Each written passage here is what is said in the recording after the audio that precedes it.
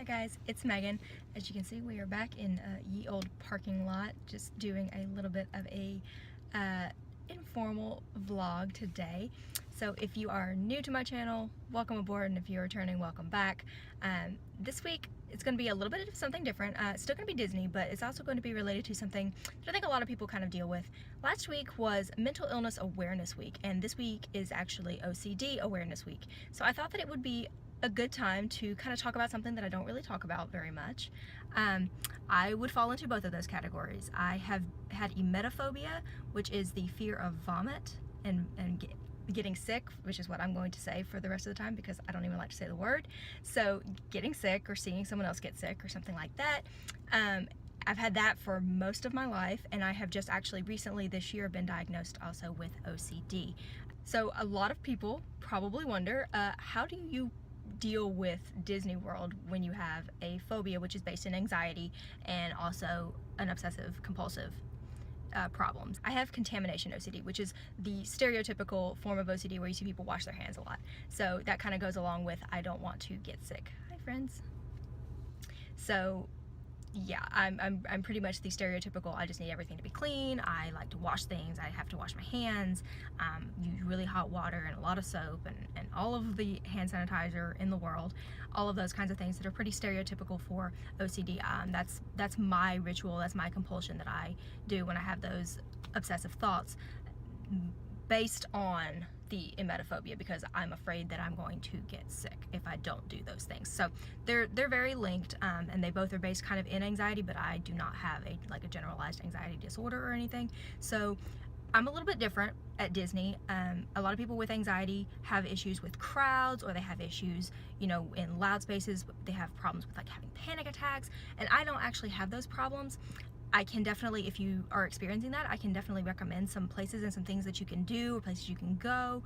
If you do have those kinds of problems, I can tell you some things that are a little bit calmer, some places where you might be able to go and get away from people if you feel a panic attack coming on. But like I said, I don't personally experience those things, but if you have experienced that and you want to leave some hints, some tips, some tricks, that kind of thing, if you want to leave those in the comments down below, I bet some other people would really appreciate it. It's good to talk about these things, so that's why I am coming on here talking to all of my jungle crew, letting y'all know kind of what's going on for me and how I deal with it. Germs, my main thing. It is not an overarching fear of germs themselves. I do not have germophobia, I have emetophobia. So I'm not afraid of getting a cold.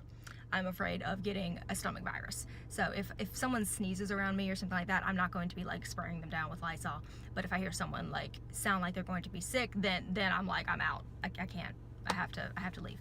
So a lot of people wonder how you can possibly go to Disney World when there's a lot of kids around. Kids get sick really easy. People get sick in the heat. People get motion sickness. All of those things. And how can you deal? And to be honest with you, I'm not really sure. I've asked myself this a lot, and I think that part of it has to do with I can convince myself while I'm at Disney, because that's my happy place, I can convince myself that people are getting sick because they're too hot or because they have motion sickness, and that's not something contagious. I can't catch it. So as long as I feel safe in that I cannot catch whatever they have, I'm okay. So, if I see a little kid who looks like he's going to pass out, he falls down, he's sick, I'm not going to go running, screaming the other direction. I'm going to be able to help him. When I was a cast member, I felt like I could help him out because I could convince myself that it was because he was dehydrated, it was because he was overheated, it was because he rode a ride that made him sick. So mind over matter kind of is the best way to explain that, I guess.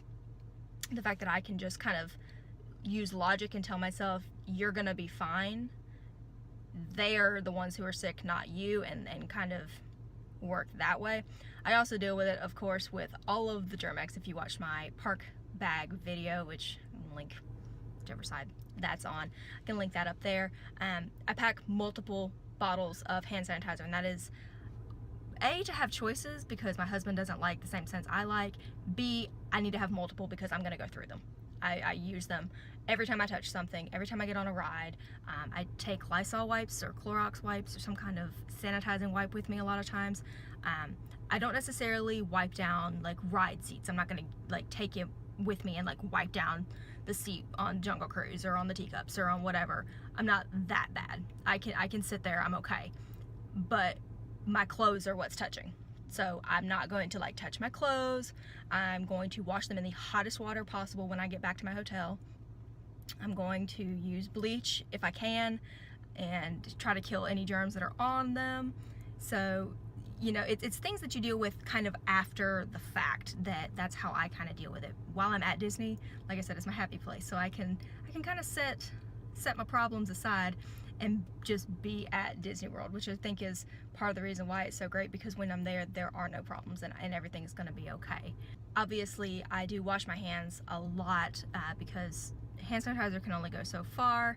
If I'm going to eat anything, I have to wash my hands. So if you're questioning where any of the bathrooms are in any of the Disney parks, just let me know because I know where they all are. It's basically just kind of the same stuff that I do in my regular everyday life, because I do try to let it not completely control me and completely destroy my life, because I still want to go out and do stuff. I still have a life. I have a job. Like I have to work with people all day, every day, and I just have to kind of do it in a way that's going to make me feel okay with the problems that I have. So yeah, if someone is sick in the office, I'm gonna clean everything that I touch, and that's just how I feel better about it. But I'm not going to avoid people. I'm not, you know, going to stay in my house and not go to my job. I'm not going to not enjoy life just because I have these conditions that could theoretically completely control me. So I guess the best advice for dealing with any kind of anxiety, OCD, phobia, anything that you've got, try not to let it control you. That's easier said than done. Trust me, I get that.